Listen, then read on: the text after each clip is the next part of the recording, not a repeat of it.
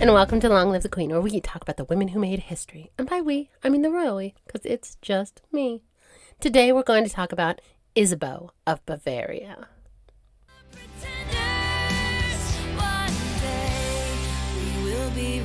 Isabeau of Bavaria was born in the year of our Lord, 1370.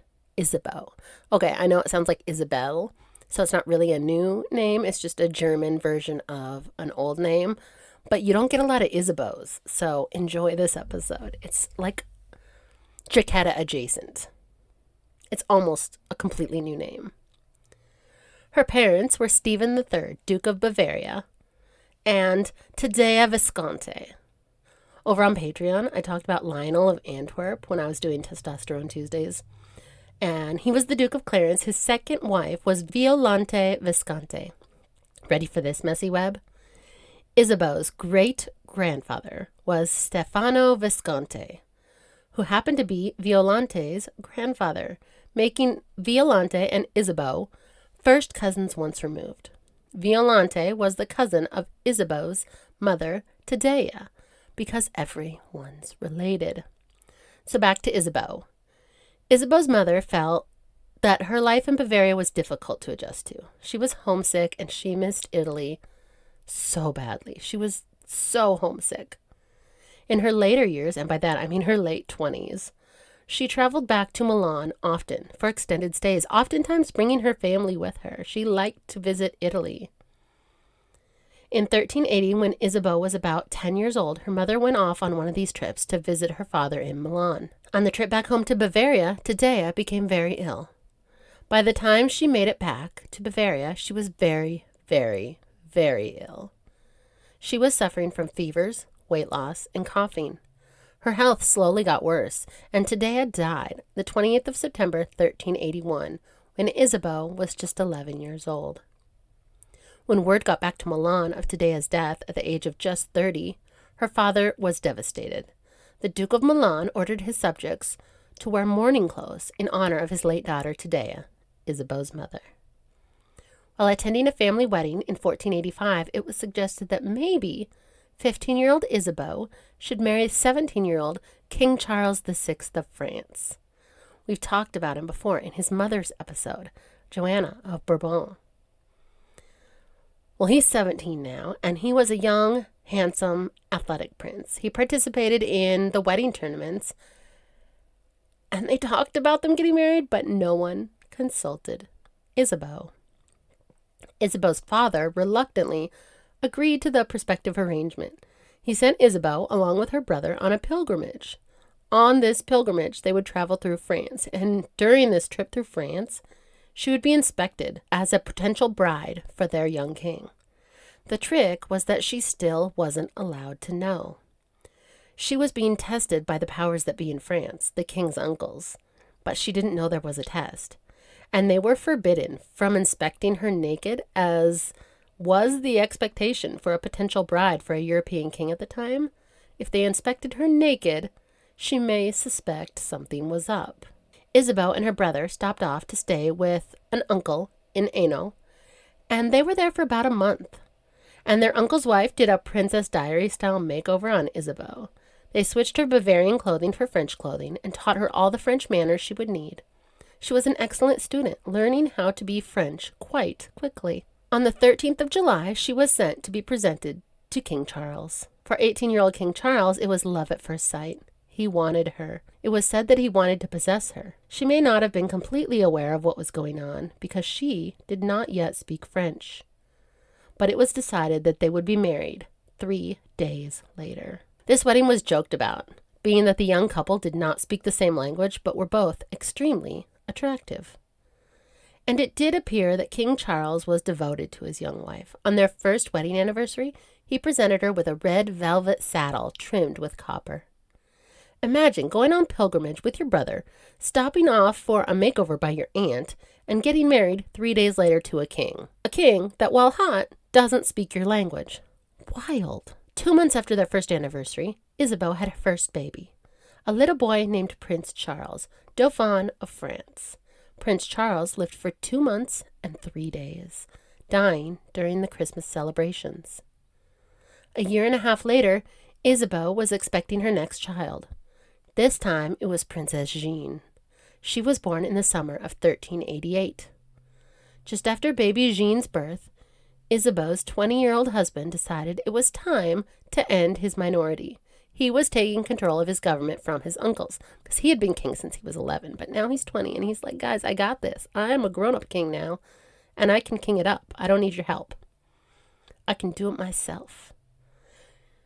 2 months after Jeanne's birth, Isabeau and Charles had their coronation as king and queen of France. Another baby was on the way a year and a half later, another princess, Princess Isabella. We've talked about Princess Isabella before. She has an episode, Isabella of Valois. She was the 6-year-old who was carried to her wedding crying. She was also Isabeau's next baby.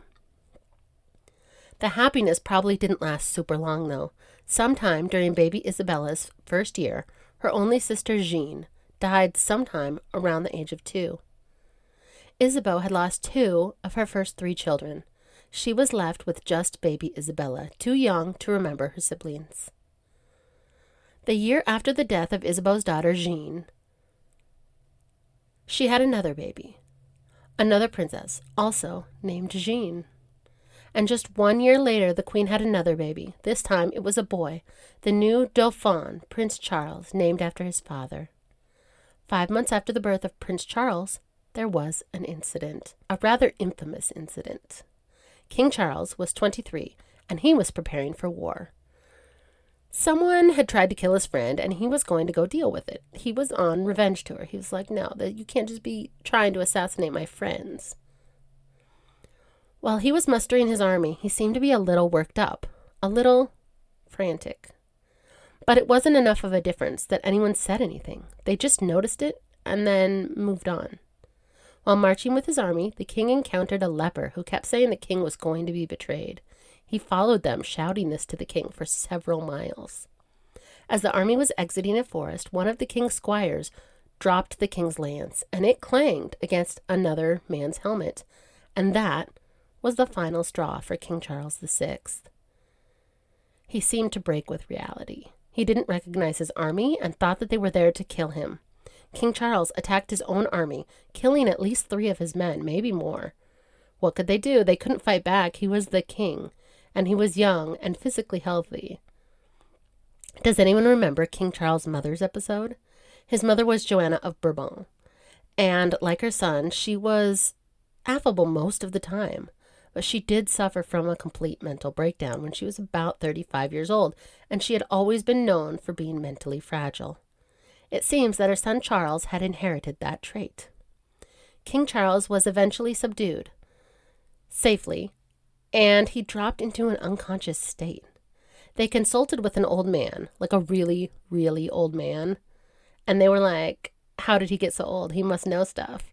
And he suggested that they take the king to this one castle that had good air. And they did bring the king to this good air and waited and prayed. But it seemed like the king had slipped into a coma.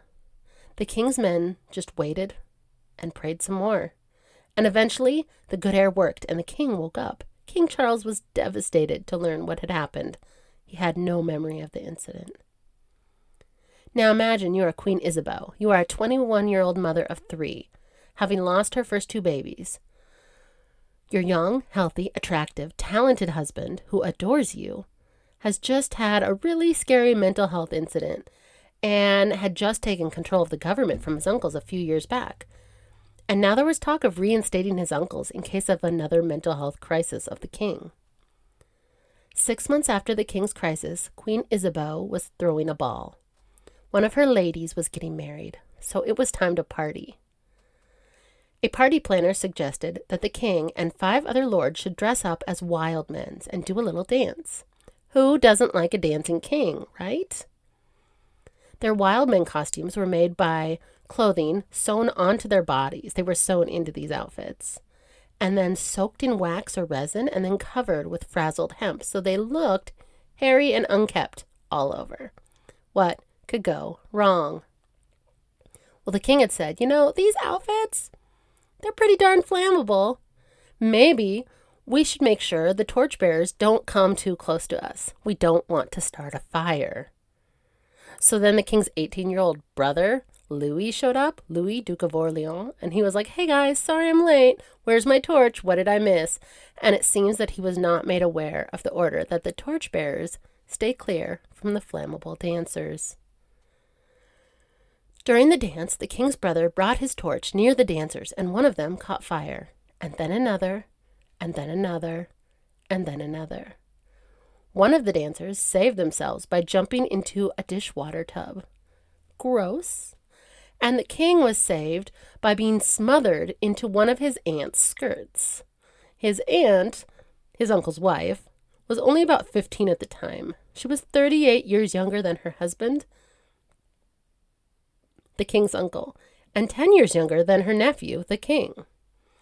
So this was a horrifying scene. Happy wedding. The ball would become famous as the Ball of the Burning Men. Queen Isabeau was newly pregnant at this and had her next baby about 7.5 months later, a little girl named Princess Marie. Queen Isabeau, by now, was fairly stressed out. A 23-year-old mother of 4, 3-year-old Isabella, 2-year-old Jean, 1-year-old Charles, and baby Marie. And it probably felt a little bit like her life was spiraling out of control. King Charles' mental health was a roller coaster for his whole life. Sometimes he was up, sometimes he was down. When he was down, there was a struggle for power between his wife, Queen Isabeau, and his uncles, the Dukes of Berry and Burgundy, and the king's younger brother, Louis, Duke of Orleans. Remember the torch guy? Because his uncles were sticking mostly together, they had a little bit of an advantage. So Queen Isabeau and Prince Louis kind of ended up in an alliance. This was a generational fight. Which generation should rule until the king's 1-year-old son was old enough to be king? And, fingers crossed, he wouldn't inherit this trait from his father. But also, despite the king being often mentally unwell, they still needed a spare. And the only thing holding this royal family together was a 1-year-old baby prince. So the queen continued to get pregnant. And that was at times difficult, given that sometimes during the king's mental breaks, he didn't recognize his wife and was terrified of her. They began separating the king from his family whenever he would break with reality, and this happened regularly. Not for nothing, guys, but this would make a dope fantasy novel. It's got everything. Just throw in some witches and some magic and you have a story. But imagine again, you are Queen Isabeau. Sometimes your husband is terrified of you, but sometimes he was his old self, devoted to you, and you needed to get pregnant as soon as possible. It's unclear how the king was feeling in 1394, but someone, in his name, had decided to expel all of the Jews from France. But word on the street was he only signed it at the insistence of his wife, Queen Isabeau. And by word on the street, I mean some monk wrote it down. And Queen Isabeau was quite pregnant at the time. Just a few months after expelling the Jews from France, the king and queen had their next baby, still not a spare. Princess Michelle was born January of 1395, just 5 days after Epiphany.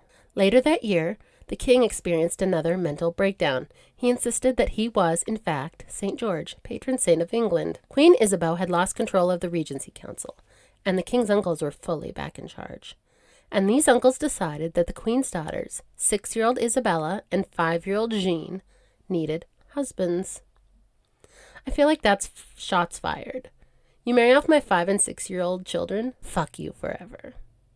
5-year-old Princess Joan was married to 7-year-old John, who would become the Duke of Burgundy just 3 years later. And 6-year-old Princess Isabella was married to 28-year-old King Richard II of England. Gross.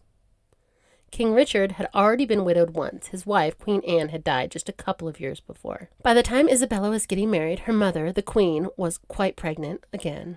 6-year-old Isabella was delivered to the English, crying, by her father's 2 uncles, Berry and Burgundy. Her dolls were included in her trousseau. A few months later, Queen Isabeau had her next baby. In January 1397, Prince Louis was born in France, and France finally had a spare. Just after the birth of the spare, people started noticing 3- or 4-year-old Princess Marie's behavior, and it was decided, for whatever reason, to dedicate this one to God. And maybe he would heal her. She was sent to live at a convent, and thankfully, this life seemed to suit her. But she knew almost nothing else. We don't even know what it was about Princess Marie that they found so peculiar. And I honestly don't even know that a 3-year-old would be capable of exhibiting the kind of behavior that would lead you to believe that she had a mental illness.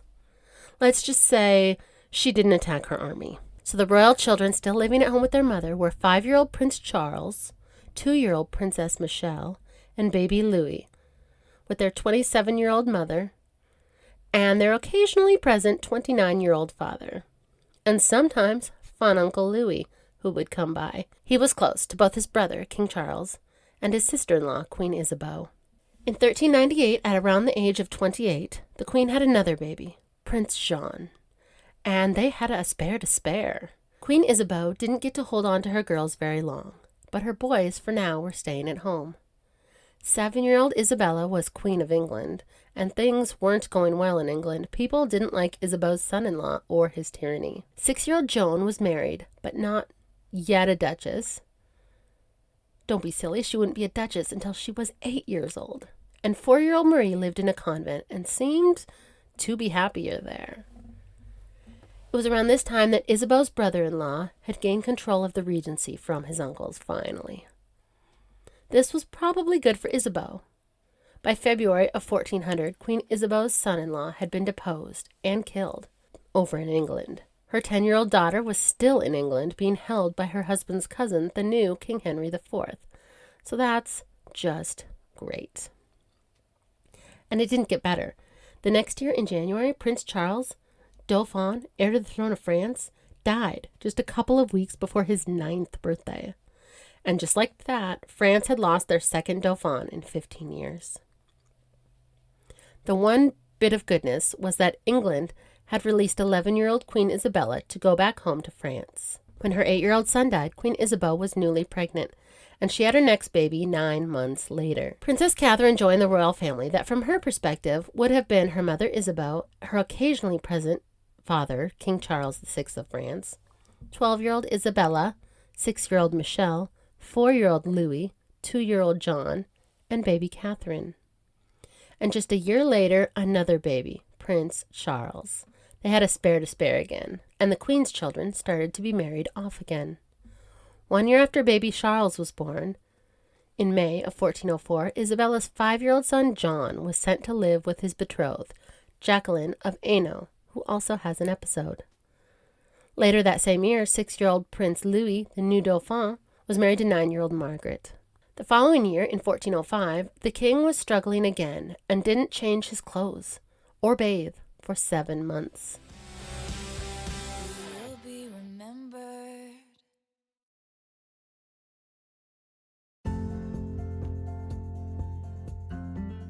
Thanks for listening.